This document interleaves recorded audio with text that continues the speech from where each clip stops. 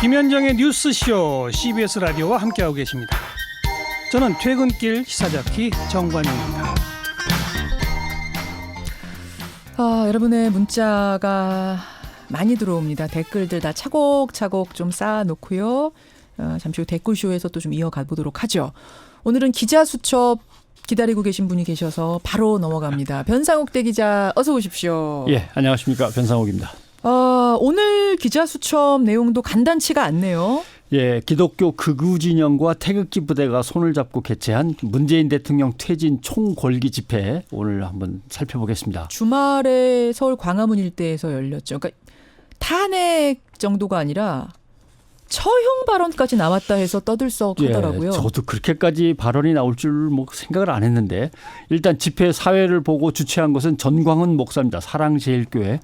우리는 흔히 이제 세칭 빤스 목사라고 이제 불리고 그때 있죠. 그 사건. 예, 또 예. 이명박 후보를 찍지 않으면 생명책에서 이름을 지워버리겠다라고 예. 위협 발언을 했던 그 목사입니다. 그분이군요.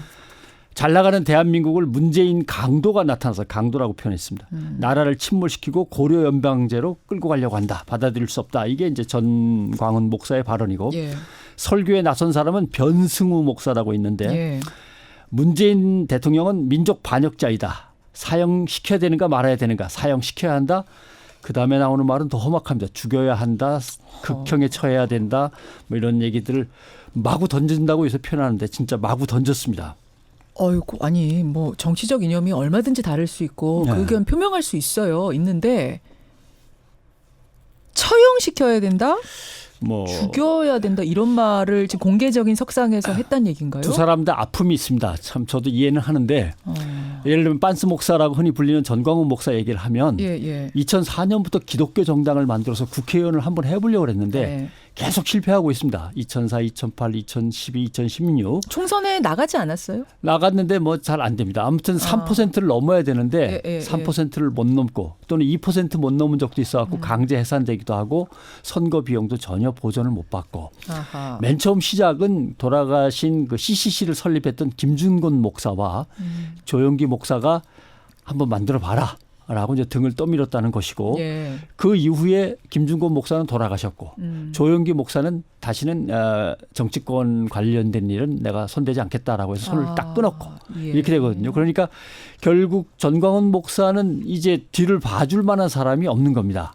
예, 그래서 도와주는 굵직한 교계 지도자도 없고 한국 개신교는 점점점 수렁으로 빠지고 있어서 힘도 없고 그래서 전광훈 목사는 그래도 나는 뒤에 떠받쳐주는 아주 위대한 지도자들이 계속 있다라고 얘기를 하는데 누군지 확인을 했습니다. 확인을 했더니 뭐 길모, 홍모 목사들인데 이 부분들은 다 이제 은퇴해갖고 그냥 별로 힘이 없는 분들이라 사실 전광훈 목사는 상당히 외로운 늑대로 동분서주하고 있는 중이죠.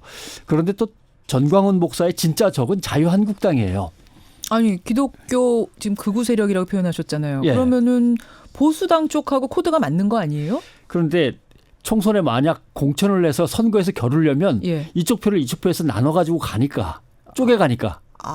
그래서 항상 선거가 진행되다 보면 보수당 쪽에서 그러지 말고 이번에는 좀 포기하거나 이쪽 지역구를 포기하거나 이런 식으로 나오고 또 거기에 게임에 빠져갖고 갈라져 나갑니다. 결국 자기랑 같이 하던 사람들도. 예. 그리고 유권자들도 맞아. 보수가 갈라지면 결국 또 진보 쪽으로도 표가 왕창 몰려가는 거 아니야 이러면서 몰아주고 이쪽으로. 한쪽으로 큰 정당으로 몰아주자라고 하면서 항상 선거에선 그렇죠. 적이 된다. 그런데 이번엔 사정이 다른 거죠. 자유한국당이 다음 총선에서 엉망일 게 뻔하거든요. 그러니까 그 표를 미리 갖고 오는 작업을 이제 시작을 하는 거죠. 이대로라면은 어렵다라는 게 이제 누구나 지금 예. 총평이고 그래서 자유한국당도 몸부림치고 있는 건데 네. 그러다 보니까 이 틈을 노린다. 그 틈에서 어느 쪽 걸 갖고 올 거냐 할 때 보수표 전체를 갖고 올 수는 없으니까 극우표만 빼갖고 오자라고 하는 거죠. 예. 왜냐하면 그동안 개신교 신도들도 가짜뉴스 등에 의해서 극우로 많이 넘어갔습니다. 그리고 문재인 대통령을 종북 빨갱이로 계속 몰다 보면 개신교인이 아닌 비개신교인, 비기독교인 극우 성향의 유권자로부터도 뭔가 지지를 얻을 수 있고 하니까 극우표를 모으면 다만 지난번에는 항상 3%를 못 넘었지만 이번에는 5% 6%도 가능하다. 뭐 이런 거죠. 그러니까 전체 보수에서도 극으로 분류되는 예. 그 세력만을 정확히 타겟팅해서 가는 게 아니냐 그 미리 말씀이신 갖고 와야 거예요. 되는 거죠. 총선 한참 전에. 그럼 아까 전에 문재인 대통령 향해서 뭐 처형이라는 말까지 그런 막말까지 퍼부은 변승우 목사란 사람도 같은 맥락입니까? 뭐 변승우 목사는 쉽게 말해서 전광훈 목사가 키우는 꿈나무입니다. 예. 그리고 변승우 목사는 장로교 합동 정통이라는 교단 소속인데 2009년에 이단으로 제명 처분 받았습니다. 합동이 아니라 합동 정통 예. 교단 이름이 예, 그렇습니다. 그리고 그 이후에 8, 9개 교단에서 이단 또는 이단성이 농후함으로 교류 참여 금지 조치를 내린 사람들. 그러니까 기독교 목사라고 할 수 없는 상황에 그렇군요. 놓여 있는 사람입니다. 예. 그래서 몇 번 자기의 그 징계, 제재를 풀어달라고 로비를 벌이고 애를 썼으나 다 무산돼 갖고 이제 이 사람도 갈 곳이 없습니다. 마지노선입니다, 여기가. 그래요. 그래서 배수의 진을 치고 기독교로 다시 합류를 못하는 한이 있더라도 여기서 승부를 봐야 되는 거죠. 그런데 논리적으로 간단한 문제는 이러다가 국회의원이 되면 예. 다시 기독교 쪽에서 손을 내밉니다. 아, 미안했어. 뭐 이렇게 하면서 뻔한 거 아닙니까? 그래서 기독교 진영으로의 복귀를 포기한다 하더라도 이번에 승부수를 던지자. 여기서 성공한다면 뭔가 다른 길이 열린다라고 하는 거고 기독교 교단에서 다 져버린다 하더라도 독립교단끼리 모이는 또 다른 연합체가 있으니까 거기에 그냥 발을 디뎌놓고 근데 명단을 올리면 됩니다. 2단으로 규정됐는데도 국회의원이 되고 나면 총선에 되고 나면 교단이 다시 교회가 다시 손 내밀 것을 여기는 동의 안 합니다. 정말 합리적이고 건전하고 바른 기독교인들이 다 포진하고 있는데 우리 같은 사람들이 있는데 그게 됩니까? 2단으로 이미 규정이 됐는데 정치인 됐으니까 손 내민다. 이건 전 동의 못 하겠는데. 이단성이 농후한 사람하고 손을 잡은 전광훈 목사나 예. 이단임에도 불구하고 이 운동에 뛰어들어 가지고 다시는 기독교로부터 이제는 정치적으로도 문제가 있고 이단성도 농후하다고 예. 이제 제재를 받을 게 뻔한데도 참여한 변승우 목사나 배수의 진을 친 거고요.